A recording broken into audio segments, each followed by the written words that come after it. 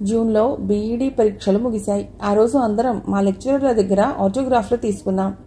అప్పట్లో అందరికీ జ్ఞాపకాలను 10 కాలాల పాటు గుర్తుంచుకునేటట్లు చేసే అద్భుతమైన పుస్తకాలు ఆటోగ్రాఫ్ పుస్తకాలు. ఆ రోజు సాయంత్రం నేను, సంధ్య మంగినపూడి బీచ్కు వెళ్ళాం. సాయం సంధ్య హాయిగా ఉంది. వాతావరణం ప్రశాంతంగా ఆహ్లాదకరంగా ఉంది. అలుపులేని సాగర కెరటాలు మా కాళ్ళని తాకాలని విశ్వ ప్రయత్నం చేస్తుంటే మేము వాటికి అందకుండా దూరం పెడుతున్న దృశ్యాలను ఆనందం కలిగించాయి. అలా చాలాసేపు కెరటాలతో ఆడుకున్నాం. సెలవులు కావటంతో జనం రద్దీ ఎక్కువగా ఉంది. మాలాగే చాలామంది యువతి యువకులు జంటలుగా అక్కడక్కడ ఒంటరిగా కూర్చుని మాట్లాడుకుంటూ కనిపించారు. సంధ్య సముద్రాన్ని చూస్తూ మౌనం దాల్చింది. సంధ్య, ఈరోజు మనం ఊరు విడిచి వెళ్ళిపోతున్న రోజు. చాలా కబుర్లు చెప్పుకోవాలని ఇక్కడికి తీసుకొచ్చి మౌనం దాల్చమేమిటి అని నవ్వుతూ అడిగాను. మౌనం కూడా గొప్ప సంగీతం అని బీతోవన్ చెప్పినట్లు ఎక్కడో చదివాను. మనం చెప్పలేని ఎన్నో భావాల్ని, అనుభూతుల్ని మౌనం బాగా చెప్తుంది. నీరవ సంధ్యలో ఈ సాగర తీరాన పడిలేస్తూ విరుచుకుపడుతున్న తరంగాల ఘోషలో నాకు మధురమైన సంగీతం వినబడుతోంది. మనం అలల్ని చూసి చాలా నేర్చుకోవాలి. నిరాశకు తావు లేకుండా నిరంతరం ఒడ్డుకు చేరాలని అవి చేసే ప్రయత్నాల్లో ఎప్పుడూ అలసిపోవు. వెనుదిరిగిపోవటాన్ని ఓటమిగా భావించవు. మళ్లీ ఎగిసిపడుతూ వస్తామన్న ఆశతో వెనక్కి వెళ్ళటం గొప్ప ఆశావాద దృక్పథం. మనుషుల్లో ఉండే ఆవేశం, భావోద్రేకాలు వాటికి ఉన్న, మనలో ఉన్న నిరాశ వాటిలో కనిపించకపోవటం వాటికిచ్చిన గొప్ప వరం. మనం చిన్న సమస్య వస్తే కుంగిపోతాం. దాంతో నిరాశ కమ్మేస్తుంది. అది మనల్ని పూర్తిగా వశపరుచుకుంటుంది. అందుకే మనం మనల్ని చూసి చాలా నేర్చుకోవాలి అంది సంధ్య తీరం వైపు చూస్తూ. పడమర సంధ్య అప్పుడే సింధూరంలోకి మారిపోతోంది. సంధ్య కిరణాలు కడలిపై పడి సముద్రాన్ని సింధూరంగా మారుస్తున్న దృశ్యం ఒక పికాసో చిత్రంలా కనిపిస్తోంది. అలుపన్నది ఉందా ఎగిసే అలకు ఎదలో నిలయకు. ఎంత అద్భుతమైన వాక్యాలు! సంధ్య, నీ మాటల్లో కవిత్వం తొంగి చూస్తోంది. నువ్వు చెప్పిన మాటల్లో ఎంతో నిజం ఉంది. సముద్రం ఓ గొప్ప తత్వవేత్త. మనం ఎలా బతకాలో, ఎందుకు బతకాలో అది చెబుతుంది. జీవితం చాలా చిన్నది. దాన్ని ఎంతో ఆనందంగా అనుభవిస్తూ కొనసాగించాలి. మనిషికి మరణం కన్నా గొప్ప విషాదం ఉండదు. మధ్యలో వచ్చే కష్టాలు దాంతో పోలిస్తే చాలా చిన్నవి. ఆ పాటిదానికి నిరాశతో బతుకుని చీకటి చేసుకోవటం మంచిది కాదు.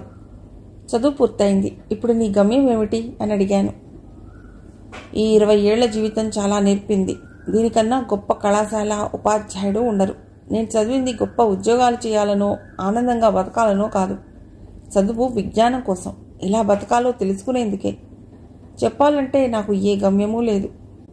నది తనకు తెలియని గమ్యం వైపు సాగిపోతున్నట్లుగా నా గమనం సాగిపోతోంది. ఏం జరుగుతుందో నాకే తెలియదు అంది ముంగురుల్ని సర్దుకుంటూ. మరి గమ్యం లేకుండానే ఈ కూచిపూడి, భరతనాట్యం నేర్చుకున్నావా? వీటికి తోడు కర్ణాటక సంగీతం. చాలామంది సంగీతం నేర్చుకుని కృతులను, పాటలను ఆలపిస్తారు, గళార్చన చేస్తారు. కానీ నువ్వు సంగీత, నాట్యశాస్త్రాలను ఔపోసన పట్టావు. వీటి లోతుల్ని చాలా వరకు తెలుసుకున్నావు. ఇది మామూలు వ్యవహారం కాదు. మరి ఏ గమ్యం లేకుండానే ఇవన్నీ సాధించావా అని ఆశ్చర్యపోతూ అడిగాను.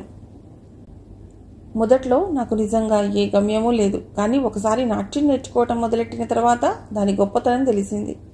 అందుకే రాను రాను అందులో లీనమయ్యాను. ఆ నటరాజుకే నా జీవితం అంకితం అనే స్థితికి వచ్చాను. పురాణాలు చెప్పినట్టు ఎక్కడైనా ఆ నటరాజస్వామిని అర్చించటానికే. అయినా నేను నేర్చుకున్నది ఇసుమంత, నేర్చుకోవలసింది కొండంత. దీనికి అంతం లేదు. కళాకారులు ఒక అలౌకిక స్థితిలో కళల్ని అభ్యసించాలి. కళాశాల విద్య కోసం బయటకొస్తే ఇప్పుడు నేను ఎదుర్కొన్న సమస్యలాంటివి వచ్చి ఏకాగ్రతని దెబ్బతీస్తాయి. పూర్వం అందుకే ఈ సంగీత నాట్యాలను దేవుడి గుడిలోనే నేర్పించేవారు. అందులోనే శిక్షణ పొందేవారు సుదీర్ఘంగా చెప్పింది. సూర్యుడు పడమరలోకి జారుకుంటున్నాడు. సంజు చీకట్లు ముసురుకుంటున్నాయి. పౌర్ణమి కావటంతో చంద్రబింబం ఎగిసిపడుతున్న తరంగాల్లో ఊగుతూ ప్రకాశిస్తోంది. జనాలు వెనుదిరుగుతున్నారు. ఎక్కడో కొందరు ఇంకా మాట్లాడుకుంటున్నారు. సంధ్య, నువ్వు నేర్చుకున్న ఈ నాట్యం గురించి ఏ హిందూలోనో మంచి వ్యాసం రాయవచ్చు కదా. అది నాలాంటి ఔత్సాహికులకు ఉపయోగపడుతుంది. అన్నట్టు మర్చిపోయాను. కేంద్ర ప్రభుత్వం యొక్క సాంస్కృతిక వ్యవహారాల శాఖ, మినిస్ట్రీ ఆఫ్ కల్చరల్ అఫైర్స్ వారు నిన్న పేపర్లో ఒక ప్రకటన ఇచ్చారు. ప్రతి సంవత్సరం ఆల్ ఇండియా డాన్స్ ఫెస్టివల్ జరుగుతుంటుంది. ఈ సంవత్సరం దానికోసం ప్రకటన ఇచ్చారు. గీతా నాయర్, యామిని కృష్ణమూర్తి లాంటి దిగ్గజ నాట్యకారులు పాల్గొంటూ ఉన్నారు. ఈసారి నువ్వెందుకు దానికి అప్లై చేయకూడదు? అప్పుడు నీ నాట్యం యొక్క గొప్పతనం అందరికీ తెలుస్తుంది కదా. నేను ఢిల్లీ డ్యాన్స్ ఫెస్టివల్కా? జోక్ చేస్తున్నావా? అది నాలాంటి ఔత్సాహిక కళాకారుల కోసం కాదు. మీరు చెప్పిన యామిని కృష్ణమూర్తి, నటరాజ రామకృష్ణ, వేదాంతం వారు లాంటి గొప్ప నాట్యకారుల కోసం. అప్లై చేసినా నా పేరుని పరిశీలించరు. పదండి, చీకటి పడుతోంది. ఆశకైనా ఒక హద్దుండాలి అంది నడుస్తూ. ఎవరూ నేర్చుకున్న వెంటనే గొప్పవారైపోరు. అన్నమయ్య, త్యాగయ్యలతో సహా. ఎంత గొప్పవారైనా మొదటిసారి వారు ప్రపంచానికి కొత్తవారే. ఎవ్వరూ తాను గొప్పవాడినవుతానని చరిత్ర, కాలం చెప్పేదాకా తెలియదు. అందరూ మీలాగానే అనుకుంటే ఎవ్వరూ గొప్పవాళ్ళు అయ్యేవారు కాదు. నేను ఆమెకి దూరంగా నడుస్తూ చెప్పాను. నేను నేర్చుకున్నది నా మానసిక తృప్తి కోసం, ఆ నటరాజుకి నీరాజనం కోసం. నేను మీ భావాలతో ఏకీభవించలేను. కళలు మానసిక ఆనందంతో పాటు సమాజ సేవ కోసం, ప్రజలని చైతన్యపరచడం కోసం. లేనినాడు వాటి పరమార్థం ప్రశ్నార్థకం. కళని ప్రజలకు పంచివ్వకపోతే అది స్వార్థం అవుతుంది. నా మాటలు ఆమె మీద ప్రభావం చూపినట్లున్నాయి. చాలాసేపటి వరకు మౌనం దాల్చింది. ఆ మర్నాడు ఆమె సంతకం తీసుకుని అప్లికేషన్ ఢిల్లీకి పంపాను. అది తన జీవన గమనాన్నే మారుస్తుందని తెలియని హేమంత సంధ్య తన గది వద్ద నాకు వీడ్కోలు చెప్పి వెళ్ళిపోయింది. కానీ ఆమె పరిమళం మాత్రం నన్ను ఉక్కిరి బిక్కిరి చేయసాగింది. నేను ఆ మర్నాడే మా ఊరు బయలుదేరి వెళ్ళిపోయాను. 15 రోజుల తర్వాత నా చిరునామాకి హేమంత సంధ్యని డ్యాన్స్ ఫెస్టివల్లో కూచిపూడి నాట్యానికి ఎంపిక చేసినట్లు ఉత్తరం వచ్చింది. నేను ఆ రోజే కాలేజీలో పని ఉన్నట్లు చెప్పి కూచిపూడి బయలుదేరాను. కూచిపూడి నేను వెళ్లేసరికి సంధ్య కళా ప్రాంగణంలో నృత్య సాధన చేస్తూ కనిపించింది. ఇప్పుడు ఆమె కొత్తవారికి నాట్యం నేర్పిస్తోంది. గురువులు ఆమెని పూర్తి నాట్యగత్తెగా తీర్చిదిద్దారు. నన్ను చూసి కూర్చోమని సంజ్ఞ చేసి చేతిలోని 10 వేళ్లను నాట్య భంగిమలో చూపడం నాకు నవ్వు తెప్పించింది. అంటే 10 నిమిషాలు నన్ను ఓపిక పట్టమని అర్థం. నేను ఆ ప్రాంగణంలోని రావి చెట్టు కింద కూర్చున్నాను. వచ్చిపోయే అతిథులతో అక్కడ సందడిగా ఉంది. నాట్య సాధన చేస్తున్న గది నుండి మృదు మధురమైన నట్టువాంగం వీరులకు విందు చేస్తోంది. ఇందిరా మందిర భక్త సుందర హృదయారవింద. పళ్ళాల మీద కూచిపూడి నాట్యం చాలా కష్టతరమైన ప్రక్రియ. దూరం నుండి కిటికీలో ఒక అమ్మాయి చేతుల్లో తల మీద దీపాలతో ఇతడి పళ్ళెం మీద నిల్చుని చేస్తున్న నృత్య భంగిమ కనిపిస్తోంది. కొద్దిసేపటి తర్వాత సంధ్య నన్ను వెతుక్కుంటూ వచ్చింది. నన్ను చూసి కళ్ళతోటే ఎందుకొచ్చావని ప్రశ్నించింది. ఆమె నాట్యంలో లీనమవటం వల్ల ఎక్కువ మాట్లాడటం లేదు. ఆమె కాళ్లకు గజ్జెలు కట్టుకోవటం వల్ల నడుస్తూ ఉంటే ఒక మధురమైన మువ్వల సవ్వడి వినిపిస్తోంది. నేను కొంతసేపు ఆమెనే చూస్తూ మౌనం వహించాను. ఆమె పచ్చటి షల్వార్ కమీజ్ మీద ఎర్రటి పావడా వేసుకుని అందమైన దేవతలా కనిపిస్తోంది. వెనక పిరుదులు దాటుతూ నల్లటి త్రాచులా జడ, శివుని జటాజూటంలా కనిపిస్తోంది. ఆ తర్వాత జేబులోంచి ఢిల్లీ నుండి వచ్చిన ఎంపిక పత్రాన్ని ఆమెకి ఇచ్చాను. అది చదివి ఆమె ఆశ్చర్యపోతూ, నన్ను ఎంపిక చేయటం నాకే ఆశ్చర్యంగా ఉంది అంది. నీ గురించి నువ్వు తక్కువగా అంచనా వేసుకుంటున్నావు. అంత మాత్రాన నీ గురించి ప్రపంచానికి తెలియదనుకోకు. మళ్ళీ దాని పరిమళాన్ని అది ఆస్వాదించలేదు, కానీ మిగతా వారు దాన్ని ఆస్వాదిస్తారు. నా మాటలు విని నా వైపు ఆశ్చర్యంగా చూసింది. ఇప్పుడు మనం ఏం చేయాలి? ఏముంది, నువ్వు ఆ రోజు ఢిల్లీకి వెళ్ళి అందులో పాల్గొనాలి. ఆ ఏర్పాట్ల మీద ఉండు అని చెప్పాను. శర్మ, అవన్నీ నాకు తెలియవు. దానికి చాలా డబ్బు అవసరపడుతుంది. ఈ పరిస్థితిలో నేను వెళ్ళలేను. నా మీద గౌరవంతో నా ఉన్నతి కోరి ఇంత దూరం తెచ్చినందుకు నీకు కృతజ్ఞతలు. నేను నాట్యమే జీవితంగా సాంప్రదాయాల 4 గోడల మధ్య పెరిగిన ఒక సామాన్యురాల్ని. చదువైతే చదువుకున్నాను, కానీ బయట ప్రపంచాన్ని చూడలేదు. కాబట్టి ఈ పరిస్థితిలో నేను వెళ్ళలేను. ఏమీ అనుకోవద్దు అంది నాకు కొద్ది దూరంలో కూర్చుంటూ. ఇంతలో గేట్లోంచి రఘునాథ శర్మ గారు వస్తూ ఆమెకు కనిపించారు. అతడు అక్కడ ప్రముఖ కూచిపూడి నాట్యాచార్యులు. ఒకప్పుడు ఈ కళాపీఠంలోనే పనిచేశారు. ఇప్పుడు పదవీ విరమణ చేసి ఇల్లు కట్టుకుని ఉంటున్నారు. అప్పుడప్పుడు పిల్లలకు నాట్య విషయంలో కొన్ని సూచనలు ఇవ్వటానికి వాళ్ల కోరికపై వస్తుంటారు. అది చూసి సంధ్య లేచి నిలబడి నాట్యభంగిమలో అభివాదం చేసింది. అతడు కూడా ఆమెకు ప్రత్యభివాదం చేసి ఆమె దగ్గరికి వచ్చాడు. సంధ్య, ఈ సంవత్సరం ఇండియన్ డ్యాన్స్ ఫెస్టివల్కి నీ పేరు ఎంపికైందట కదా. నిన్న భారత సంగీత నాట్య అకాడమీ డైరెక్టర్ గారు నాకు ఫోన్ చేసి చెప్పారు. అతడు నేను ఒకప్పుడు కలిసి పనిచేశాం. చాలా గొప్ప విషయం. శుభాభినందనలు అన్నాడు. నాకు ఇప్పుడే తెలిసింది గురువుగారు, కానీ వెళ్ళాలా వద్దా అని ఆలోచిస్తున్నాను అంది సంధ్య.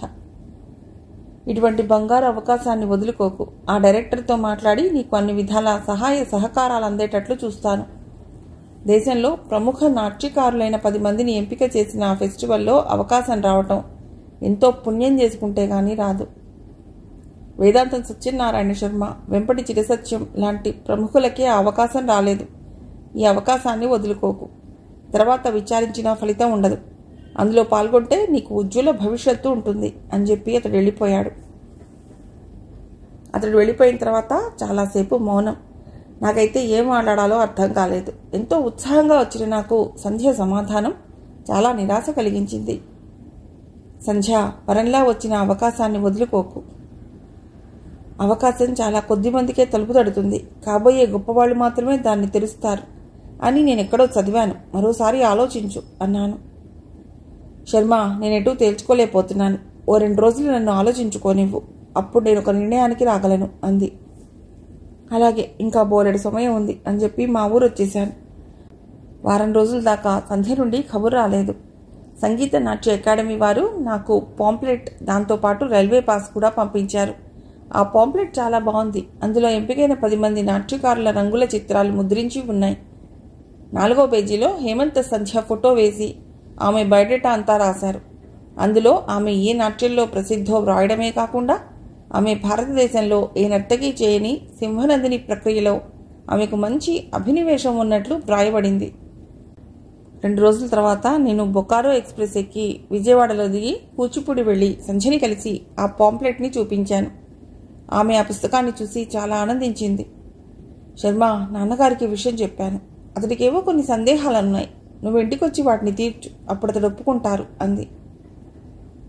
ఇద్దరం కలిసి మధ్యాహ్నం భోజన సమయానికి వెళ్ళాం.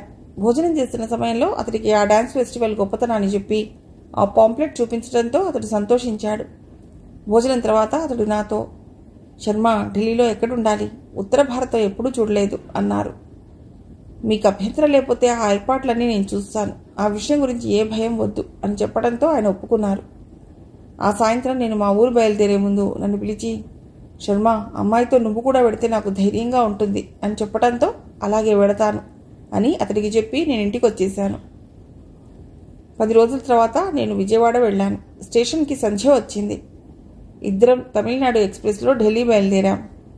24 గంటల తర్వాత ఢిల్లీలో దిగాం. స్టేషన్ దగ్గర మాకు వసతి కల్పించారు అకాడమీ వాళ్ళు. అందులో సంధ్యని ఉంచి నేను ఆ పక్క హోటల్లో ఒక గది తీసుకున్నాను. మర్నాడు మధ్యాహ్నం విజ్ఞాన్ భవన్కి వెళ్ళి ముందుగా ఎన్రోల్మెంట్ చేసుకున్నాం. సాయంత్రం 4 గంటలకి కార్యక్రమం మొదలైంది. ఆ కార్యక్రమానికి ప్రధానమంత్రి, కేంద్ర మంత్రులు, రాష్ట్రపతి, ఉపరాష్ట్రపతితో సహా చాలామంది ప్రముఖులు హాజరవ్వటంతో ఆ ప్రాంగణం అంతా కార్లతో నిండిపోయింది. యామిని కృష్ణమూర్తి జ్యోతి ప్రజ్వలనలతో కార్యక్రమం మొదలైంది. మొదటగా మానవ వనరుల శాఖ కార్యదర్శి పిదప మంత్రి మాట్లాడారు. ఆ తర్వాత ప్రధానమంత్రి కూడా భారతీయ నాట్య మండలి నిర్వహిస్తున్న నాట్య పోటీల గురించి మాట్లాడారు. సంగీతం, నాట్యం భారతీయ కళల్లో అత్యంత ముఖ్యమైన ప్రక్రియలు. అవి లేని కళల్ని ఊహించలేము. నాట్యం ఈ యుగంలోనే కాదు, త్రేతాయుగం నుండే ఉంది. రంభ, ఉర్వశి, మేనక వంటి గొప్ప నాట్య కళాకారులుండేవారని పురాణాలు చెప్తున్నాయి. భారతంలో విరాట పర్వంలో అర్జునుడు బృహన్నల వేషంలో నాట్యాచార్యుడిగా ఉత్తరకు నాట్యం నేర్పడాన్ని మనం చదువుకున్నాం. ఇహ భారతదేశానికి వస్తే నాట్యానికి సంగీతం అంతర్వాహినిగా ఉంది.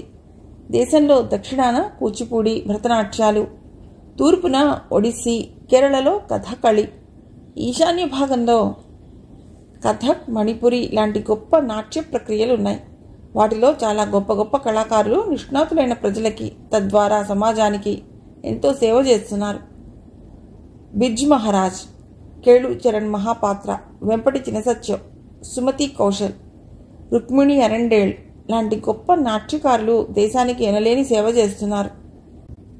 సంగీత నాట్య అకాడమీ వారు నిర్వహిస్తున్న ఈ పండుగ ప్రజలకి ఎంతో స్ఫూర్తినిస్తుందని ఆశిస్తూ ఆహుతులందరూ ఈ గొప్ప కళాకారులు ప్రదర్శించే నృత్యాన్ని తిలకించి ఆనందించవలసిందని ప్రార్థిస్తున్నాను అంటూ కార్యక్రమాన్ని ప్రారంభించారు. మొదట కేరళకు చెందిన నృత్యకారిణి కథాకేళి ప్రదర్శించింది. అద్భుతమైన రంగుల మిశ్రమాల మధ్య 20 మంది కళాకారులతో సాగిన ఆ నృత్యం ఆహుతులను బాగా ఆకర్షించింది. రెండవ ప్రదర్శనలో మణిపురి నాట్యం. మణిపురికి చెందిన 10 మంది కళాకారులు గిరిజన వేషధారణలతో చేసిన నృత్యాన్ని ప్రేక్షకులు ఆసక్తిగా తిలకించారు. ఇక మూడవది హేమంత సంధ్య చేసిన కూచిపూడి నాట్యం. హేమంత సంధ్య పొడవైన జడ, పట్టుచీర ధారణతో నాట్యకారిణి వేషంలో మైక్ దగ్గరకొచ్చి ఆహుతులను ఉద్దేశించి తను చేయబోయే నాట్యం గురించి ఇంగ్లీష్లో చెప్పడం మొదలెట్టింది. ఆహుతులకు నమస్కారం. నేను ఇప్పుడు చేయబోయే నాట్య ప్రక్రియ ఇప్పటిదాకా ఈ దేశంలో ఎవరూ ప్రదర్శించనిది. ఇది కూచిపూడిలో ఒక ప్రక్రియ. 500 సంవత్సరాల క్రితం ఈ నాట్యాన్ని దేవాలయాల్లో కొందరు దేవదాసీలు చేసేవారని భరతముని రాశాడు. ఇది చాలా క్లిష్టమైన ప్రక్రియ. సప్తవర్ణ రంగుల మీద నాట్యం చేస్తూ కాలి బొటన వేలితో సింహం, మయూరి వంటి ఆకృతులను రంగులతో చిత్రించటం ఈ నాట్య ప్రక్రియ గొప్పతనం. దీనికి ఎంతో ఏకాగ్రత అవసరం. ఇది నాకు కూడా మొదటి ప్రదర్శనే. ఆహుతులు దీన్ని ఆస్వాదించాలని నా కోరిక అని చెప్తుండగానే ప్రేక్షకుల చప్పళ్లతో హాల్ అంతా దద్దరిల్లిపోయింది. కొద్ది క్షణాలకు నృత్యం ప్రారంభమైంది. సంధ్యతో పాటు 4 నాట్య కళాకారిణులు సభాస్థలి మీదకొచ్చారు. రంగుల్లో హేమంత సంధ్య మెరిసిపోతోంది. ధవళవర్ణం, అందమైన ముఖవర్చస్సు, పొడవైన పూలజడతో సౌందర్యం బుట్టిపడుతూ కనిపిస్తోంది. ఈలోగా నట్టువాంగం ప్రారంభమైంది. దుర్గాదేవి స్థుతితో ప్రారంభమైంది. నేను కూడా ఆహుతుల్లో ఒకనిగా ఆ నాట్యాన్ని గమనిస్తూ ఉన్నాను. హాల్లో 1000 మంది ఉన్న నట్టువాంగపు ధ్వని తప్ప అంతా నిశ్శబ్దంగా తిలకిస్తున్నారు. తెర తొలగింది. నిశీది నిశ్శబ్దం. కొద్ది క్షణాల తర్వాత ఒక వెలుగు కిరణం ఏటవాలుగా ప్రసరిస్తోంది. ఆ నిషీధిని చీలుస్తూ వెలుగు ప్రవేశిస్తోంది. ఆ కిరణాలు నేలను తాకే చోట ఒక అప్సరస నాట్య భంగిమలో కనిపిస్తోంది. ఆ తర్వాత మరిన్ని రంగుల కిరణాలు ఇంద్రచాపంగా మారాయి. ఆ చాపపు 7 వర్ణాల మిశ్రమంలో నాట్యగత్తెలందరూ ఆమెతో పాటు నర్తిస్తూ కనిపించారు. పసుపు పారాణి పూసిన పాదాల్లో కదలిక మొదలైంది. కాళ్లకు కట్టిన మువ్వల సవడి మృదు మధురంగా వీరులకు తాకుతోంది. చిలుచిలుకుల్లా ప్రారంభమైన ఆ నృత్యహేళ మెల్లమెల్లిగా హోరు వానగా మారుతోంది. మంద్రమైన సంగీతం, మధురమైన నట్టువాంగల్ల జుగలబంది ఆ నృత్యాన్ని ఒక వింత అనుభూతిని కలిగిస్తున్నాయి. ఆ నృత్యంలో ఒక లయ, ఆ పాదాల కదలికల్లో లాస్యం. చేతివేళ్లు అతి లాఘవంగా ఒకదానినొకటి కలుస్తూ విడిపోతూ నృత్యహేళను గుర్తు చేస్తున్నాయి. అందరి పాదాలు ఒకేసారి లయబద్ధంగా కదులుతున్నాయి. ఆ తర్వాత ఎర్రటి వేళ్లు ఒకేలా కదలిక. ఆ తర్వాత సగం సగం. అలా ఓ అద్భుతమైన నాట్యహేళకి అక్కడ అంకురార్పణ జరుగుతోంది. ఆ తర్వాత సింహనందినిలోని అసలు ఘట్టం మొదలైంది. స్టేజి మీద సప్తవర్ణ మిశ్రమం ఊదా, నీలం, ఆకుపచ్చ, పసుపు, ఆరెంజ్ మరియు ఎరుపు వర్ణాల రంగుల మీద హేమంత సంధ్య పాదాలు నర్తిస్తున్నాయి. దుర్గాదేవి భీకర రూపంతో నరకాసురుణ్ణి సంహరించే దృశ్యాన్ని భీకర రూపంలో ప్రదర్శిస్తోంది. ఆ పదఘట్టనలు రంగుల మీద పడి అది సింహాకృతిగా రూపుదిద్దుకోవటం తెర మీద ఆహుతుల కోసం ఏర్పరిచిన చిన్న యవనిక మీద కనిపిస్తోంది. ముందు దాని పాదాలు, ఆ తర్వాత దాని వాలము అంటే తోక, మధ్యలో నడుము, ఆఖరికి జూలుతో ఉండే దాని ముఖం.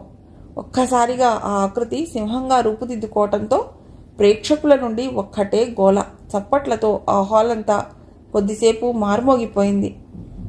ఆ తర్వాత మయూర నృత్యం. నెమలి పురివిప్పినట్లు చేతులన్నీ ఆ ఆకృతిని సంతరించుకోవటం, కాళ్లతో నెమలిలా నృత్యం చేయటం. చూస్తుంటే నెమలి పురివిప్పి ఆడుతున్నట్లు నర్తిస్తున్నారు. ముందు భాగాన సంధ్య వెనుక మిగతా నర్తకీమణులు. ఆ అడుగులు రంగుల మీద పడుతుంటే ముందుగా నెమలి ముక్కు, తర్వాత దాని పింఛం, నీలకంఠం, కళ్ళు, దాని పురి, రెక్కలు, చివరకు తెర మీద అందమైన నెమలి బొమ్మ చిత్రీకరించబడింది. ఈసారి హాల్లోని ప్రేక్షకులంతా లేచి నిలబడి చప్పట్లు కొడుతూ అభివాదం చేయడంతో తెరబడింది. మొత్తానికి ఆ రోజు సింహనందిని ప్రక్రియకి చాలా మంచి పేరు వచ్చింది. సంధ్యకు ద్వితీయ బహుమతి వచ్చింది. ప్రథమ బహుమతి మణిపురి నృత్యానికి వచ్చింది. సంధ్యకు రాష్ట్రపతి తన చేతుల మీదుగా షీల్డ్ బహూకరించారు. అలా ఆ రోజు నృత్యం ముగిసింది. సంధ్యని చూడటానికి చాలా మంది ప్రేక్షకులు, ముఖ్యంగా తెలుగు వాళ్ళు ఆమె ఆటోగ్రాఫ్ కోసం ఎగబడ్డారు. దూరదర్శన్, ఆల్ ఇండియా రేడియో, కొన్ని తెలుగు పత్రికలు, ది హిందూ వంటి పత్రికలు ఆమెను ఇంటర్వ్యూ చేశాయి. ఆ తర్వాత మాకు అకాడమీ వారే భోజనాలు ఏర్పాటు చేశారు. రాత్రి 11 గంటల ప్రాంతంలో హోరుమని వర్షం మొదలైంది. నేను, సంధ్య కారులో ఆమె హోటల్కి చేరుకున్నాం. మమ్మల్ని దించి ఆ కారు వెళ్ళిపోయింది. నేను సంధ్యని ఆమె గదిలో దించి కిందికి వెళ్లేసరికి వర్షపు హోరు మరింత పెరిగింది. దానికి తోడు విపరీతమైన గాలి. కింద లాన్లో చాలాసేపు కూర్చున్నాను. చుట్టూ చీకటి. దాన్ని పారద్రోలుతూ మెరుపులు, మధ్య మధ్యలో చెవులు చిల్లులు పడేలా ఉరుములు. 1 గంట కూర్చున్న తర్వాత సంధ్య రిసెప్షన్కి ఫోన్ చేసి నా గురించి కనుక్కుని నేను అక్కడే ఉన్నానని తెలుసుకుని కిందకొచ్చింది. నన్ను చూసి ఆశ్చర్యపడుతూ, ఇంకా వర్షం తగ్గలేదా అంది. లేదు, నేను ఎలాగోలా వెళ్ళిపోతాలే, నువ్వెందుకు వచ్చావు, నువ్వు వెళ్ళిపో అన్నాను. సర్లే, ఈ వర్షంలో ఎక్కడెందుకు, రూమ్కి వచ్చేయి, కరెంటు రాగానే వెళ్ళిపోదు గాని అంది. వద్దు సంధ్య, బాగా తడిసిపోయాను, నువ్వు వెళ్ళు అని చెప్పినా ఆమె రమ్మని పిలవటంతో నేను ఆమె గదికి వెళ్ళాను. అప్పటికి సమయం రాత్రి 12 గంటలయింది. కిటికీలోంచి చూస్తే వర్షం ఇంకా కురుస్తూనే ఉంది. శర్మ, ఇప్పుడు ఇంకేం పెడతావు కానీ అలా సోఫాలో పడుకో, నేను మంచం మీద పడుకుంటాను అని సంధ్య చెప్పడంతో నాకు ఇష్టం లేకపోయినా తప్పక సోఫా మీద పడుకున్నాను. ఆమె పొడి తువ్వాలిస్తే తలదుడుచుకుని కళ్ళు మూసుకున్నాను. ఉదయం నుండి బాగా బడలికగా ఉండటంతో నిద్ర ముంచుకు రాసాగింది. కళ్ళు మూతలు పడుతున్నాయి. అలా నిద్రలోకి జారుకున్నాను. అలా ఎంతసేపు నిద్రపోయానో తెలీదు, కానీ ఒక్కసారిగా పెద్ద పిడుగు, చెవుల్లో విస్ఫోటనం. కళ్ళు తెరిచేసరికి ఎదురుగా సంధ్య. ఆమె భయంతో వణికిపోసాగింది. ఆమె పరుగున వచ్చి నా పక్కన కూర్చుంది. ముఖం మీద చెమటలు కొవ్వొత్తి వెలుగులో కనిపించసాగాయి. నేను తువ్వాలుతో ఆమె మొహాన్ని తుడిచి మంచినీళ్ళు ఇచ్చాను. ఆమె నీరు తాగి అలాగే నా మీద వాలిపోయింది. నాకు ఆ పరిస్థితి చాలా ఇబ్బందిగా ఉంది. ఆమె భయంతో ముడుచుకుపోసాగింది. నేను లేస్తే ఆమెకి నిద్రాభంగం అవుతుందని అలాగే కూర్చుండిపోయాను. కాలం నెమ్మదిగా గడుస్తోంది. గడియారం ముళ్ళు శబ్దం తప్ప అంతా నిశ్శబ్దం. ఇంతలో మళ్ళీ పెద్ద పిడుగు. ఈసారి సంధ్య నన్ను గట్టిగా కావులించుకుంది. అలా ఎంతసేపు ఉన్నామో తెలియదు. నాకు చాలా ఇబ్బందికరమైన పరిస్థితి, ఏమీ చేయలేని స్థితి. అలా రాత్రి 4 ప్రాంతంలో నాకు తెలివి వచ్చింది. అప్పటికి వర్షం తగ్గుముఖం పట్టింది. నేను సంధ్యని తట్టి లేపుతూ, సంధ్య మంచం మీదకి వెళ్ళి పడుకో అని చెప్తున్నా ఆమె వినకుండా నన్ను మరింత గట్టిగా హత్తుకుంది. రాను రాను నాలో కోరిక పురివిప్పసాగింది. ఒంట్లో వేడి మొదలైంది. రాను రాను తప్పు చేస్తున్నానన్న భావన. ఇంకో పక్క వయస్సు వేడి. చివరకు కోరిక విచక్షణని జయించింది. నేను కూడా వాంఛని ఆపుకోలేక ఆమెను గట్టిగా కావలించుకున్నాను. ఆ బ్రహ్మముహూర్త వేళ ఇద్దరం ఒకటయ్యాం. ఇద్దరం స్వర్గపుటంచులు చవి చూశాం. తెల్లవారింది. సంధ్య లేచి స్నానం చేసి వచ్చింది. పిలుదులు దాటే పెద్ద జుట్టు గాలి ఫ్యాన్ కింద ఆరబెట్టుకుంటోంది. నాకు ఆమె చూడటానికి మొహం చెల్లటం లేదు. తప్పు చేశానన్న అపరాధభావం నన్ను దహించి వేస్తోంది. నేను మంచివాడిని నమ్మి నాతో తన కూతుర్ని పంపించిన సంధ్య తండ్రి ఆశల్ని వమ్ము చేసిన పాపాత్ముని నేను. క్షణికోద్రేకాన్ని ఆపుకోలేకపోయిన బలహీనుణ్ణి. రాను రాను నాకు దుఃఖం ముంచుకు రాసాగింది. సంధ్య, తప్పు జరిగిపోయింది, నన్ను క్షమించు అన్నాను ఆమెకి 2 చేతులు జోడిస్తూ. అది తప్పైతే ఇద్దరం కలిసి చేశాం. దీనికి క్షమాపణ ఎందుకు?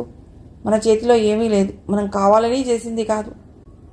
మనం మానవ మాతృలం. అప్పుడప్పుడు బలహీనతలకు లోనవక తప్పదు. అయినా తప్పుడు భావంతో చేయనిది ఏదీ తప్పు కాదు. మన నుదుట ఏది రాస్తే అది జరక్క తప్పదు. ఏది చేసినా ఆ దేవుడు మంచి చేస్తాడు, చూద్దాం ఏం జరుగుతుందో అంది వేదాంత ధోరణిలో. సంధ్య నా మీద కోప్పడుతుందని భయపడ్డ నాకు ఆమె స్థితప్రజ్ఞత ఆశ్చర్యం కలిగించింది. ఆ మధ్యాహ్నం మళ్ళీ తమిళనాడు ఎక్స్ప్రెస్కి బయలుదేరి విజయవాడ చేరుకుని ఆమె ఇంటి దగ్గర దిగబెట్టడానికి బయలుదేరుతుంటే సంధ్య, శర్మ, నాన్నగారికి రేపు వస్తానని చెప్పాము. ఎలాగూ ఈరోజు ఖాళీయే. అన్నవరం వెళ్ళి సత్యనారాయణ స్వామిని దర్శించుకుందాం. ఆ తర్వాత కోనసీమని చూడాలని చాలా రోజుల నుండి అనుకుంటున్నాను, కానీ కుదరలేదు. అలా అటు కూడా వెడదాం అంది.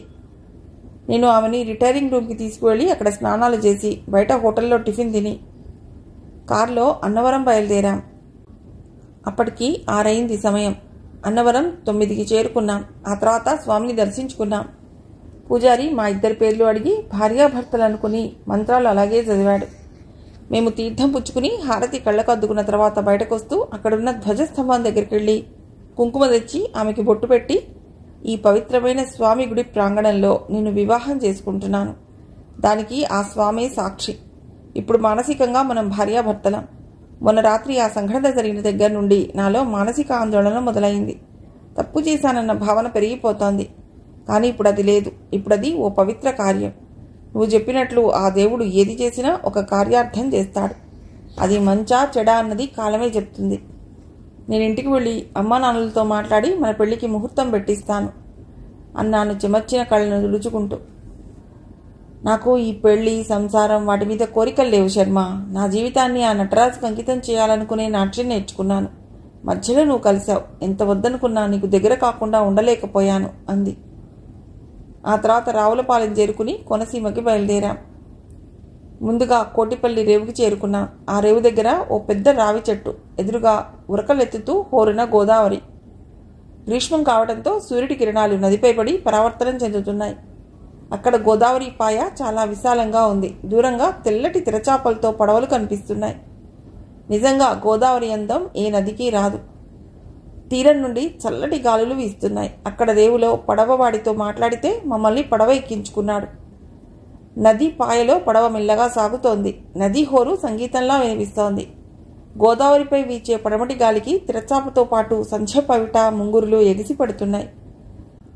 ఎక్కడో నాసికాత్ర్యంబకంలో పుట్టిన ఈ చిన్న ప్రవాహం ఇక్కడ పెద్ద నదిగా రూపాంతరం చెంది వేలాది మంది అన్నార్తులకు ఆకలిని తీరుస్తున్న గొప్ప నది గోదావరి. సంధ్య ఆ రోజు ఎందుకో చాలా అందంగా కనిపిస్తోంది. ఆకుపచ్చడి పరిగిణిపై తెల్లటి పవిట, కాలికి పట్టీల మువ్వల సవ్వడి లయబద్ధంగా వినిపిస్తోంది. గోదావరి మీద సంధ్య కిరణాల వెలుగు సంధ్య బుగ్గలపై పడి అందంగా కనిపిస్తోంది. ఎలా ఉంది సంధ్య గోదావరి అని అడిగాను. ఇక్కడ ప్రకృతి చాలా అందంగా ఉంది. ఎంత హాయిగా ఉందో ఈ పడవ ప్రయాణం అంది తాదాత్మ్యం చెందుతూ. మధ్యలో చిన్న చిన్న లంకలు, అక్కడ రెల్లు పొదల మీద కొంగల బారు. పడవ సరంగు గడకర సహాయంతో జాగ్రత్తగా నడుపుతున్నాడు పడవని. వాడు ఏదో పల్లెపదాన్ని కూనిరాగం తీస్తున్నాడు. హైలెస్సా హైలెస్సా గోదావరి హోరమ్మ అని ఎలుగెత్తి పాడుతుంటే తెరచాప రెపరెపలాడుతూ ఎగురుతూ నదిలో మెల్లగా సాగిపోతోంది నావ. దూరంగా ఆవలి ఒడ్డు కనిపిస్తోంది. మధ్యలో పెద్ద లంక, రెల్లి దుబ్బులు, తెల్లటి ఇసుకలో అందంగా ఉంది ఆ లంక. దూరంగా నది ఆకాశం కలిసే చోట నీలవర్ణపు రంగులో హొయలుపోతూ కనిపిస్తోంది. అక్కడి నుంచి చూస్తే నీలి పట్టుపరిగిణి కట్టుకున్న కన్నెపిల్లలా కనిపిస్తోంది గోదావరి. నది మీద తెల్లటి కొంగలు ఎగురుతుంటే మల్లెదండలా కనిపిస్తున్నాయి. వెనక్కి తిరిగి నేను కోటిపల్లి రేవు వైపు చూశాను. రేవు చాలా దూరంగా కనిపిస్తోంది. చుట్టూ అందమైన గోదావరి, మధ్యలో పడవలో మేము. ఏటిగాలికి పడవ నెమ్మదిగా సాగిపోతుంటే నేను సరంగుతో ఇక వెనక్కి పోనివ్వు, సాయంత్రం అవుతోంది అని చెప్పాను. వాడు గడకరని నీటిలో దించి నేలకి ఆనించి పడవని లాఘవంగా వెనక్కి తిప్పటం నేను సంధ్య ఆసక్తిగా గమనించసాగాం. గోదావరి తరంగాలు సడిచేస్తుంటే సంధ్య మైమరిచి చూస్తోంది. సంధ్య, గోదావరిలో ప్రయాణం ఎలా ఉంది? ఇంత బాగుంటుందని నేను ఊహించలేదు. మూగ మనసులు సినిమా చూసినప్పటి నుండి ఎలాగైనా గోదావరిలో పడవ ప్రయాణం చేయాలని, తెరచాపని పట్టుకుని గోదావరి నీళ్లతో జలకాలాడాలని, ఎర్ర గోదారమ్మ నీటితో కాళ్లకు పారాణి పెట్టుకోవాలని కోరిక. అది ఇన్నాళ్లకు నీ వల్ల తీరింది అంది కళ్ళు తిప్పుతూ. గోదావరి మధ్య పడవలో ఒక అద్భుత సౌందర్య రాశి పక్కన ప్రయాణం. నేను మర్చిపోలేకపోతున్నాను. కాలం ఆగిపోవాలన్న కోరిక కలిగింది. ఈ మధుర క్షణాలు కరిగిపోకూడదనిపించాయి. కానీ అందమైన అనుభూతులు త్వరగా కరిగిపోతాయి. కాలాన్ని ఎవరు ఆపగలరు? పడవ తీరం వైపు సాగిపోతోంది. నేను మౌనంగా నిలబడి ఉన్నాను. రేవుకి కొద్ది దూరంలో పడవ ఉండగా సరంగుని, తాత ఇక్కడ లోతెంత ఉంటుంది అని అడిగాను. ఇక్కడ గుండెల దాకా వస్తుంది. అదిగో చూడండి బాబు, మా వాళ్ళు ఈత కొడుతున్నారు అంటూ దూరంగా యువకుల్ని చూపించాడు. సంధ్య, నువ్వు వెళ్ళు, నేను కాసేపు ఈత కొట్టేస్తాను అన్నాను. తెలియని ప్రదేశం, అందున గోదావరి. దిగకు, వెళ్ళిపోదాం అంది సంధ్య. పర్వాలేదులే, కొద్దిసేపే, అయినా నాకు ఈత వచ్చు అని గోదావరిలోకి దిగాను. పడవవాడు చెప్పినట్లే గుండెల దాకా వచ్చింది. అక్కడ ప్రవాహ వేగం కూడా ఎక్కువ లేదు. నన్ను దించి పడవ ముందుకు సాగిపోయింది. నేను మెల్లిగా ఈదుకుంటూ రేవు వైపు సాగుతున్న సమయంలో ఒక వ్యక్తి ఈదుకుంటూ పడవ వైపు వెళ్ళటం గమనించాను. నాకెందుకు అనుమానం వచ్చి నేను కూడా త్వరగా ఈదుకుంటూ పడవ వైపు వెళ్ళాను. రేవులో సరంగు బల్ల వేశాడు. దాని మీద నుండి సంధ్య దిగుతుంటే ఆ ఈదుకుని వస్తున్న వ్యక్తి ఒక్కసారిగా సంధ్య మీద పడి దాడి చేశాడు. అది గమనించని సంధ్య ఉలిక్కిపడి గట్టిగా కేక పెట్టింది. ఆ వ్యక్తి చేతిలో పదునైన ఆయుధం కనిపిస్తోంది.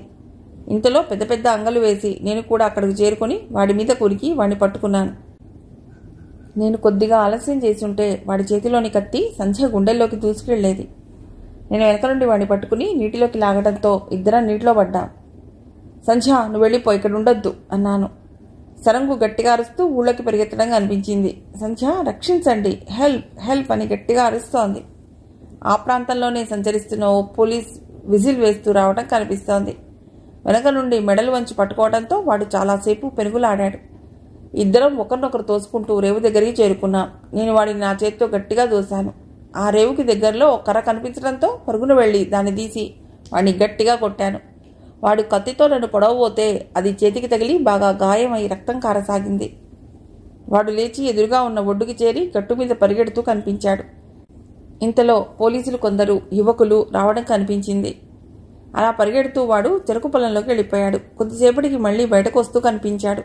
నేను వాడిని పట్టుకోండి అని అరుస్తూ పరిగెత్తడం మొదలెట్టాను. ఇంతలో రోడ్డు వచ్చింది. ఇంతలో ఎదురుగుండా తెల్లటి కారు వస్తూ కనిపించింది. అది వస్తూ వాడి పక్కన ఆగింది. వెంటనే తలుపులు తెరుచుకున్నాయి. అందులోకి వాడు ఎక్కగానే అది స్పీడ్గా వెళ్ళిపోయింది. గంట తర్వాత నేను సంధ్య పోలీస్ స్టేషన్లో ఉన్నాం. సంధ్యని హాస్పిటల్కి పంపారు. అక్కడ కట్లు కట్టిన తర్వాత ఆమెకు నొప్పి తగ్గింది. చిటునెస్ ఇంజెక్షన్ ఇచ్చారు. సంధ్యకి ట్రీట్మెంట్ ఇస్తున్న హాస్పిటల్కి ఎస్ఐ రత్నాకర్ మా ఇద్దరిని ఇన్వెస్టిగేషన్ చేయడానికి వచ్చాడు. మీ ఇద్దరు ఎందుకు వచ్చారు ఈ ప్రాంతానికి అని అడిగాడు. మేమిద్దరం కాబోయే భార్యాభర్తలం కోనసీమను చూడటానికి వచ్చాం అని చెప్పాను. మీకెవరైనా శత్రువులు ఉన్నారా? నాకు లేరు, కానీ సంధ్యని ఒక వ్యక్తి 5-6 ఏళ్ల క్రితం వెంటబడి వేధించేవాడు. ఆమె సమయంలో కృష్ణా జిల్లాలోని పోలీస్ స్టేషన్లో ఫిర్యాదు కూడా చేసింది అని చెప్పాను. ఆ వ్యక్తిని మీరు గుర్తుపడతారా? ఇప్పుడు మీ మీద దాడి చేసిన వ్యక్తి అతడు ఒకరేనా అని సంధ్యని అడిగాడు. అతడు కాదు సార్, అతడిని నేను బాగానే గుర్తుపడతాను. ఇప్పుడు నా మీద దాడి చేసింది అతడు కాదు అని చెప్పింది సంధ్య. ఈ 5-6 ఏళ్లలో మీ మీద ఎప్పుడైనా దాడి చేశాడా? లేదు సార్, 2 నెలల క్రితం కొందరు వ్యక్తులు ఆటోలో వచ్చి నా మీద దాడి చేసే ప్రయత్నం చేస్తే పోలీస్ స్టేషన్లో ఫిర్యాదు చేశాను. ఆ తర్వాత నాకు పోలీసుల రక్షణ ఇచ్చారు. ఇక మీకే సమస్య ఉండదని ఎస్ఐ గారు చెప్పడంతో నేనే మరి దాని గురించి ఏం ఆలోచించలేదు అని చెప్పింది సంధ్య. అది ఏ పోలీస్ స్టేషన్లో జరిగింది? బందరు. అక్కడే మేమిద్దరం బీఈడీ చదువుకున్నాం. సరే, మీరు జరిగింది రాయండి. శర్మగారు, ఇప్పుడు మీరు వెంబడించిన వాడిని మీరు ఎప్పుడైనా చూసారా? వాడిని చూస్తే పోల్చగలరా? ఎస్ఐ నన్ను అడిగాడు. ఇదివరకు ఎప్పుడూ చూడలేదు, కానీ వాడిని చూస్తే తప్పక పోలుస్తాను అని నేను చెప్పాను. సరే, మీ ఫోన్ నెంబర్ ఇచ్చి వెళ్ళండి, అవసరమైతే కబురు పెడతాం అని అతడు వెళ్ళిపోయాడు. నేను అతడి విజిటింగ్ కార్డ్ తీసుకున్నాను. ఆ సాయంత్రం డాక్టర్ రమేష్ వచ్చి ఇంకా 3 రోజులు హాస్పిటల్లో ఉండాలని చెప్తే నేను గాబరా పడ్డాను. ఇప్పుడు మీ నాన్నగారికి ఏం చెప్పాలి అని సంధ్యని అడిగాను. ఢిల్లీలోనే ఉన్నాం, ఎల్లుండి వస్తామని చెప్పు అంది సంధ్య. ఇంకా ఇక్కడ 2 రోజులు ఉండవలసిన అవసరం ఉంది అని ఒక లెక్చరర్ గారికి ఫోన్లో చెప్పి ఆయనకు చెప్పమని చెప్పాను. నేను మర్నాడు ఉదయాన్నే హాస్పిటల్కి వెళ్ళినప్పుడు పేపర్లోని జిల్లా ఎడిషన్లో ఒక వార్త పడింది. కారు మోటార్ సైకిల్ని ఢీకొని ద్రాక్షారావం దగ్గర ప్రమాదం. మోటార్ సైకిల్ మీద వ్యక్తికి తీవ్ర గాయాలు, కారులోని వ్యక్తి తప్పించుకున్న వైనం అంటూ ఆ 2 ఢీకొన్న దృశ్యం, పక్కనే తీవ్ర గాయాలతో ఉన్న వ్యక్తి, కారులోంచి బయటకు దిగిన వ్యక్తి ఫోటోలని వేసి ఆ వార్తని ప్రచురించింది పత్రిక. ఆ ఫోటోలోని వ్యక్తిని చూడగానే నేను షాక్కి గురయ్యాను. ఆ మోటార్ సైకిల్ని గుద్దేసి కారులో పారిపోయిన వ్యక్తే ఆ రోజు గోదావరిలో సంధ్య మీద దాడి చేసినవాడు. నేను ఆ పేపర్ని సంధ్యకి చూపించాను. సంధ్య కూడా వాడిని పోల్చింది. నేను మర్నాడు పోలీస్ స్టేషన్కి వెళ్ళి ఎస్ఐ రత్నాకర్ని కలిసి ఆ ఫోటోని చూపించి అతడే మా మీద దాడి చేసిన వ్యక్తి అని చెప్పాను. ఎస్ఐ ఆ ఫోటోని తీసుకుని మీరు వెళ్ళండి, నేను తదుపరి దర్యాప్తు చేస్తాను అని చెప్పాడు. ఆ మర్నాడే నేను సంధ్య అక్కడి నుండి వెళ్ళిపోయాం. సంధ్యని కూచిపూడిలో దింపేసి నేను బస్సులో మా ఊరు బయలుదేరాను. కాకినాడలో హిందూ పేపర్ కొన్నాను. ఆ రోజు సండే స్పెషల్లో the great Indian Kuchipudi dancer miss Sandhya అనే శీర్షిక కింద చాలా పెద్ద వ్యాసాన్ని రాసింది హిందూ. అది రాసింది అప్పటి ప్రముఖ నర్తకీమణి సుమతి కౌశల్. అందులో సింహనందిని అనే పాశ్చాత్య నాట్యరీతిని మొట్టమొదటిసారిగా ప్రదర్శించిన కుమారి సంధ్య భారతదేశపు ఐకానిక్గా అభివర్ణించింది. సింహనందిని నృత్యాన్ని ప్రదర్శించడానికి ఎంతో శక్తితో పాటు ఏకాగ్రత, ధ్యానం, చతురత, చిత్రలేఖనం, అతి లాఘవంగా కదిపే పాదాల వేళ్లు, ఇవన్నీ కేవలం గొప్ప నాట్యవేత్తలకే సాధ్యమని, సంధ్య ఈ నాట్యాన్ని అత్యంత గొప్పగా ప్రదర్శించి కూచిపూడి నాట్య ప్రభావాన్ని 4 దిక్కులా చాటిందని గొప్పగా రాసింది. 10 రోజుల తర్వాత ఎస్ఐ రత్నాకర్ నాకు ఫోన్ చేసి ద్రాక్షారామం రమ్మని చెప్పాడు. కేసు ఏం జరిగిందో తెలుసుకుందామన్న ఆతృతతో నాన్నకి చెప్పి బయలుదేరి వెళ్ళాను. నేను వెళ్ళేసరికి మధ్యాహ్నం 2 గంటలయింది. స్టేషన్లో ఎవరూ లేరు. ఒక్క కానిస్టేబుల్ మాత్రం ఉన్నాడు. ఎస్ఐ సాయంత్రం 4 గంటలకు వచ్చాడు. నమస్కారం అని నేను చెప్పగానే, నమస్కారం శర్మ గారు అని చెప్పి టీలు తెప్పించాడు. ఏం జరిగింది సార్, వాడెవడో తెలిసిందా అని ఆతృతతో అడిగాను. వాడి గురించి అన్ని పోలీస్ స్టేషన్లని అలర్ట్ చేశాం. వాడు సార్వభౌమరావని విజయవాడలోని ఓ పెద్ద కాంట్రాక్టర్ కొడుకు. విజయవాడ 2వ పోలీస్ స్టేషన్ వాళ్ళు వాడి వివరాలు చెప్తే నేను మా కానిస్టేబుళ్లతో వెళ్ళి వాడిని అరెస్ట్ చేశాం. వాడిని అరెస్ట్ చేయవద్దంటూ బోలెడు పైరవీలు వచ్చాయి. అయినా మేము వదలలేదు. వాడిని అరెస్ట్ చేసి తీసుకొచ్చాం. మీరు వాడిని పోల్చాలి అంటూ ఓ కానిస్టేబుల్ని పిలిచాడు. అతడు రాగానే, నాగరాజు, నిన్న అరెస్ట్ చేసిన వాడిని తీసుకురండి అని చెప్పాడు. 5 నిమిషాల తర్వాత వాడిని తీసుకొచ్చారు. తెల్లని నున్నటి గుండు, ఎర్రటి కళ్లతో ఆ రోజు మమ్మల్ని దాడి చేసిన వ్యక్తిని తీసుకొచ్చారు. చాలా క్రూరంగా ఉంది వాడి మొహం. వాడిని పోల్చారా? ఎస్ఐ అడిగాడు. ఎస్ సార్, వీడే ఆ రోజు మమ్మల్ని చంపబోయాడు. నేను వీడిని పట్టుకోవాలని చాలా దూరం వీడి వెనకాల పరిగెత్తాను అని చెప్పాను. ఏరా, ఇతడి మీదేనా నువ్వు దాడి చేసింది అని అడిగాడు ఎస్ఐ వాడిని. ఇతడినే అని చెప్పాడు వాడు. ఎందుకు వాళ్ళ మీద దాడి చేశావో వివరంగా చెప్పు. నాగరాజు, వీడియో రికార్డింగ్ చేయించు అన్నాడు. అక్కడ ఫ్యాన్ చప్పుడు తప్ప నిశ్శబ్దంగా ఉంది. వాడు చెప్పడం మొదలెట్టాడు. నా పేరు శివానంద్. నా తమ్ముడు మనోహర్ సంధ్య అనే అమ్మాయిని ప్రేమించాడు. నాన్నగారికి విషయం తెలిసి వద్దని చెప్పినా వాడు వినలేదు. కానీ ఆమె వాడి ప్రేమని తిరస్కరించడంతో వాడు పిచ్చివాడైపోయాడు. చదువు మానేశాడు. ఎంతమంది డాక్టర్లకు చూపించినా వాడి ఆరోగ్యం కుదుటపడలేదు. నేను డిగ్రీ కాగానే ఎంఎస్ చదవటానికి అమెరికా వెళ్ళిపోయాను. ఈలోగా వాడు మానసిక ఆందోళనకు గురై ఒకరోజు రాత్రి ఉరివేసుకుని చనిపోయాడు. చెబుతూ కాసేపు మౌనం దాల్చాడు. ఆ వార్త తెలిసి మర్నాడే అమెరికా నుండి బయలుదేరి వచ్చాను. నాన్నగారు వాడు సంధ్యని ప్రేమించిన విషయాన్ని నాకు చెప్పలేదు. పోలీసులు కూడా ఆత్మహత్యగా తేల్చి కేసుని మూసేశారు. ఒకరోజు నేను మా తమ్ముడి గదిని వెతుకుతున్నప్పుడు వాడు ఆత్మహత్య చేసుకునే ముందు రాసిన ఉత్తరం వాడి పుస్తకంలో దొరికింది. ఆ ఉత్తరాన్ని మా నాన్న చూడలేదు. లేకపోతే దాన్ని కూడా చింపివేసేవారు. ఎందుకంటే మా నాన్నకి ఈ పోలీస్ కేసులు అవి నచ్చవు. కానీ ఆ ఉత్తరంలో మా తమ్ముడు తను సంధ్య అనే అమ్మాయిని ఎంతో గాఢంగా ప్రేమించానని, ఆమె తన ప్రేమని నిర్దాక్షిణ్యంగా తిరస్కరించిందని, అందుకే తను చనిపోతున్నానని రాశాడు. అప్పటి నుండి నాకు సంధ్య మీద కక్ష పెరిగింది. ఎలాగైనా ఆమెను చంపాలనుకున్నాను. వారం రోజులు కూచిపూడి వెళ్ళి ఆమె గురించి అన్ని వివరాలు సేకరించాను. ఆ తర్వాత మా కంపెనీలో పనిచేస్తున్న 4 వ్యక్తుల్ని ఆ పనికి పురమాయించాను. వాళ్లే బందర్లోనూ కూచిపూడిలోనూ ఆమె మీద రెక్కి నిర్వహించి దాడి చేశారు. అప్పుడు ఇతను ఇంకొక పోలీసు వాళ్ళలోని ఒక వ్యక్తిని పట్టుకుని పోలీసులకు అప్పచెప్పడంతో నా ప్లాన్ బెడిసికొట్టింది. అదృష్టవశాత్తు వాళ్ళు నా పేరుని బయటపెట్టలేకపోవడంతో ఆ కేసు నుండి నేను తప్పించుకున్నాను. నేను అమెరికా వెళ్ళి మళ్ళీ నెల క్రితం వచ్చాను. ఈసారి మళ్ళీ ప్రయత్నాలు ప్రారంభించాను. మా తమ్ముడి చావుకి కారణమైన ఆ సంధ్య సుఖంగా ఉండకూడదని నిర్ణయించుకున్నాను. అప్పుడే సంధ్య ఢిల్లీ వెళ్తున్నట్లు పేపర్లో వార్త వచ్చింది. అందుకే ఆమె ఢిల్లీ నుండి వస్తారని విజయవాడ స్టేషన్లో కాపు కాశాను. కానీ వాళ్ళు అన్నవరం వైపు వెళ్లటంతో వెంబడించి చివరకు గోదావరి పడవలో వెడుతున్నప్పుడు ఆమె మీద దాడి చేశాను. కానీ ఈ వ్యక్తి నన్ను కర్రతో కొట్టడంతో అతన్ని చంపాలనుకున్నాను. ఆ గొడవలో నా కత్తి దెబ్బ నుండి అతడు తప్పించుకోవడంతో నేను నా కారులో పారిపోయాను. ఆ తర్వాత మా కారు ఓ మోటార్ సైకిల్ని ఢీకొనడంతో పట్టుబడ్డాను. ఇది జరిగింది అని జరిగిన విషయాలు చెప్పాడు. వాడి మాటలు విన్న నేను ఆశ్చర్యపోయాను. ఎక్కడ సంధ్య, ఎక్కడ వీడు? ఇంత కథ నడిచిందా? పగ మనిషిని మృగంలా మారుస్తుందన్న విషయం వాడిని చూసే అర్థమైంది. ఎస్ఐ నా వైపు తిరిగి, విన్నారా శర్మగారు, ఇది జరిగింది. వీడి మీద హత్యా ప్రయత్నం కింద కేసుని బుక్ చేశాం అంటూ ఎఫ్ఐఆర్ చూపించాడు. ఆ తర్వాత వాడిని తీసుకెళ్లిపోయారు. వీడి పేరు శివానంద్. వీడిని త్వరలో కోర్టులో హాజరుపరుస్తాం. సాక్షులుగా మీరు, సంధ్య గారు కోర్టుకి రావాల్సి ఉంటుంది అంటూ ఓ స్టేట్మెంట్ నా దగ్గర తీసుకొచ్చాడు. ఆ తర్వాత నేను మా ఊరు బయలుదేరి వెళ్ళిపోయాను. మర్నాడు సంధ్యకి జరిగిందంతా ఓ ఉత్తరం రాసి పోస్ట్ చేశాను. అమ్మ, నాన్న నా చేతికి కట్లు చూసి ఏం జరిగిందని గాబరా పడ్డారు. చిన్న దెబ్బని నేను వాళ్ళకి అబద్ధం చెప్పాను. వారం రోజుల తర్వాత నేను మామూలు మనిషిని అయ్యాను. పొలం పనుల సందడిలో పడిపోయాను. మిగిలిన కథ తర్వాతి భాగంలో.